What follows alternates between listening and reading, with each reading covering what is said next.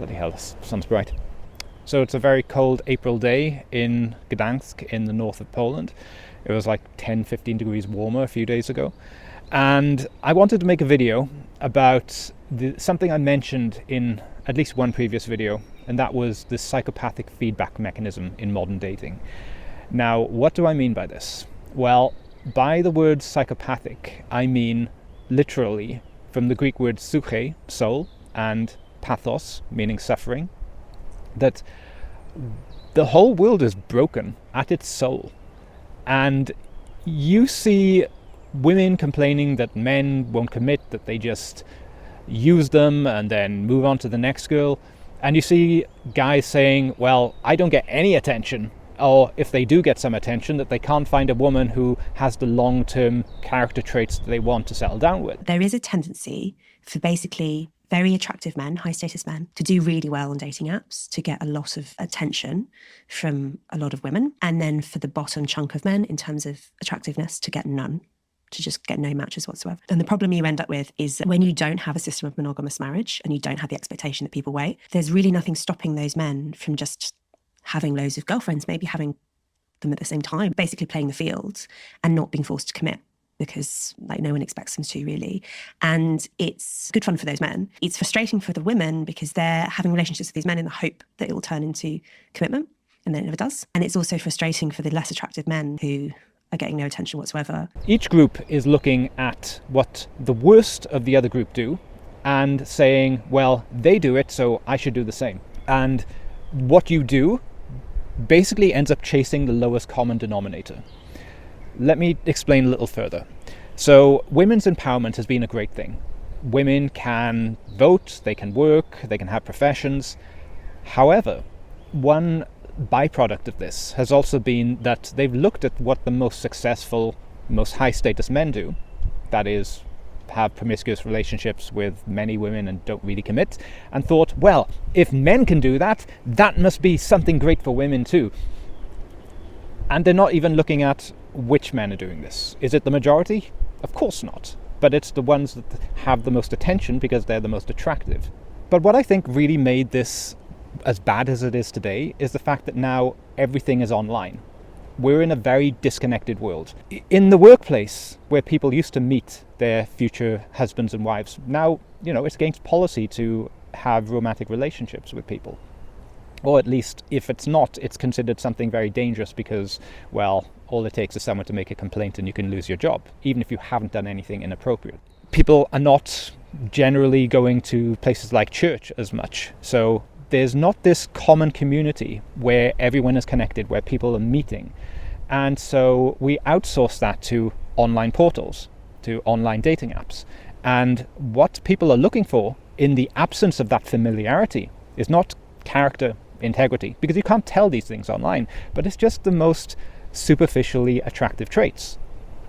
So you look at the search criteria that women use on Bumble, and you've got like 90% of women chasing a very small percentage of men simply because many of them use a height filter.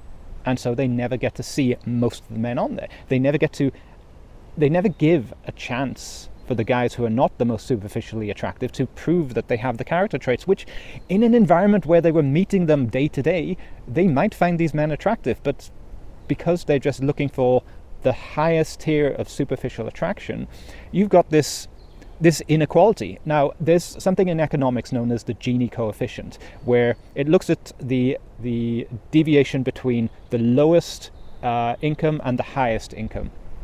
And you've got countries like South Africa where there's a huge gap between rich and poor. But if you were to exchange income inequality with right swipes, with matches on dating apps, Tinder would be, if Tinder was a country, it would be somewhere around the level of South Africa in terms of the haves and have-nots. You've got the men who get the attention from all women and the rest of them who get almost none. And of course, there are some in the middle who get some attention, but still, on average, the average man, it takes him something like 200 right swipes to get a single match, and then 4 out of 5 of those matches will ghost him before he could even meet them. So it becomes a very disenfranchising world. And amongst the most attractive men, they are only leveling up in terms of their character, in terms of their integrity, in terms of their behavior, to the level at which they need to in order to get sex. And if they are so attractive that at least some women are just willing to come around for Netflix and chill without them making any effort, that's the level they're going to stay at. And women are looking at this and thinking, well, if men are like this, not even thinking about the various levels of attraction in men, but just her experience of the most attractive men, if men are like this, well, what's the point in me being any different? And so they are copying that same promiscuous, disconnected behavior. And you have magazines like Cosmopolitan giving you advice on how to have sex with someone without getting too disconnected. And then you get women who, they don't want to stay over after they've had sex with you. I remember when I was single, that was so surprising to me, because you're told so much that women are the ones who want more emotional connection, and you're trying to be emotionally connected, and that emotional connection and that want for closeness and intimacy, you get seen as weak. You get seen as a pussy, because you're not like all the other men that she sees as hyper masculine, hyper attractive. And this teaches men who are getting some attention that they need to try to act more like these very narcissistic, very sexually successful men. And so they start copying them. They learn that the trick to this game is you've got to become more psychopathic. And there's even courses out there teaching men how to be more narcissistic, Machiavellian, more psychopathic, because it gets women. It really works.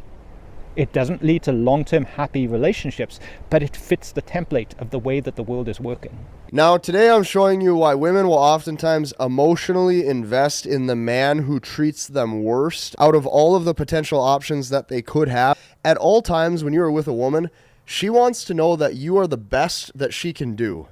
That's what she wants to know. She wants to know that when she looks at you, she wants to know that this is the best that I can possibly do. This is the best man that I can obtain. If her eyes are open and she's awake, she is finding reasons or attempting to find reasons to disqualify you and to exit. By treating a woman really well, here's what happens. She starts to doubt your sexual market value. She starts to look at you and say, I can probably do better.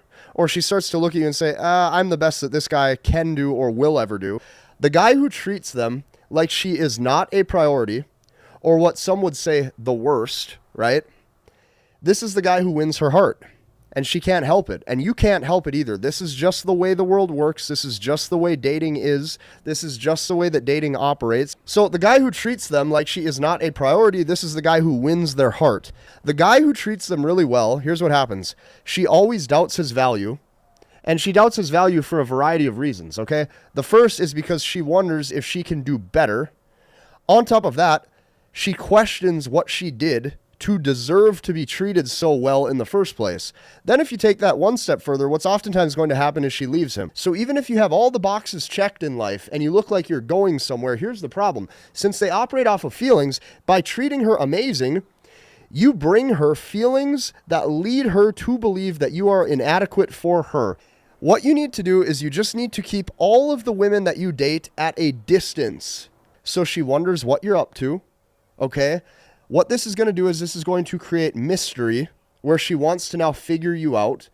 Okay, it's like leading her to a novel or a movie that she just can't finish. And she can't finish it because it's not over. There's still mystery. There's still open loops that she wants to close.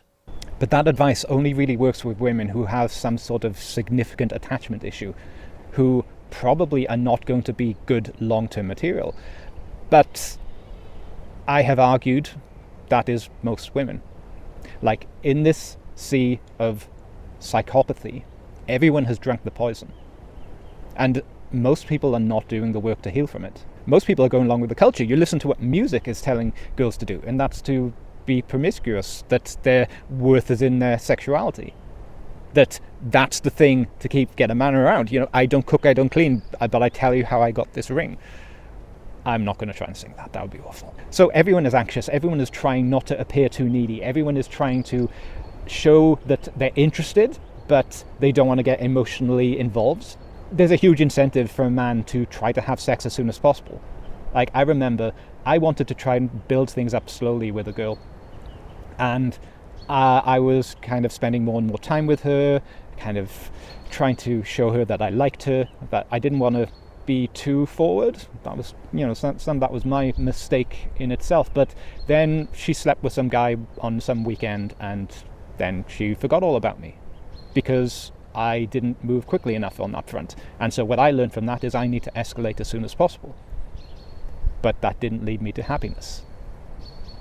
And there's something about joining into that culture that doesn't leave you in a better place.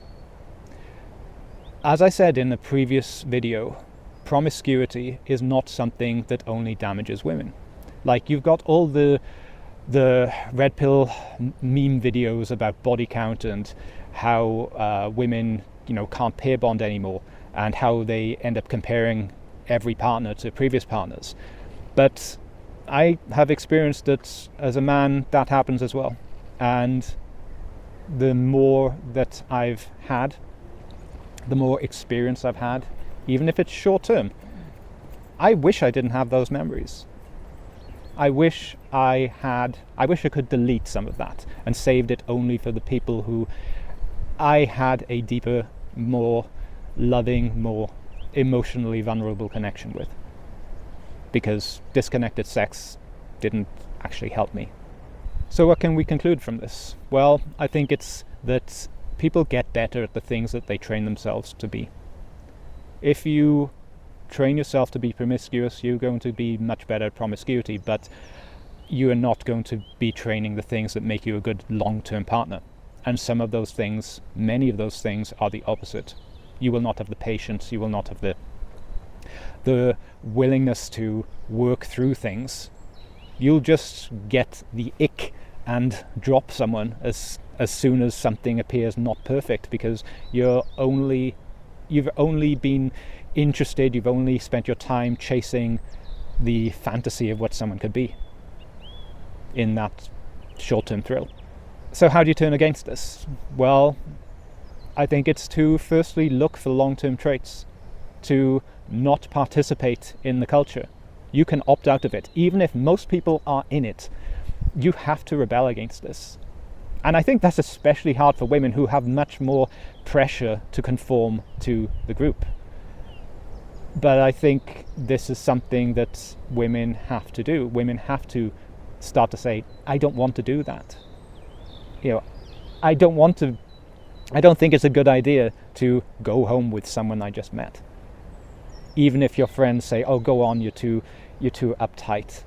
And I think men need to realize that they don't need to copy what the hyper successful in terms of sexual experiences men do.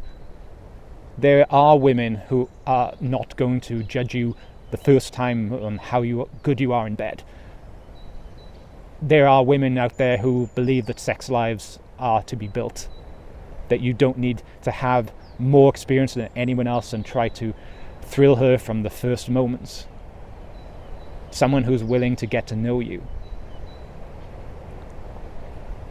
Again, I don't think it's popular, especially today. But if you want a good long-term partner, if you want a family, you've got to look for someone who's going to be a good parent and not just the hottest girl or guy you can find. Look for the things that are going to make someone a good parent or a good partner, because those things are much more likely to last than the things that make them hot in the short term, that make them a good short-term thrill. And yeah, like I said, expect it to be quieter than the party scene. It's a strange world out there, but if you want to invest in your future, if you want to have a life with someone who is really a partner to you and not someone who just wants to be on an emotional roller coaster, you've got to be filtering out the wrong people. Anyway, I hope this is helpful to someone. The sun has been in my eyes on and off through this video, so I hope it doesn't look crazy.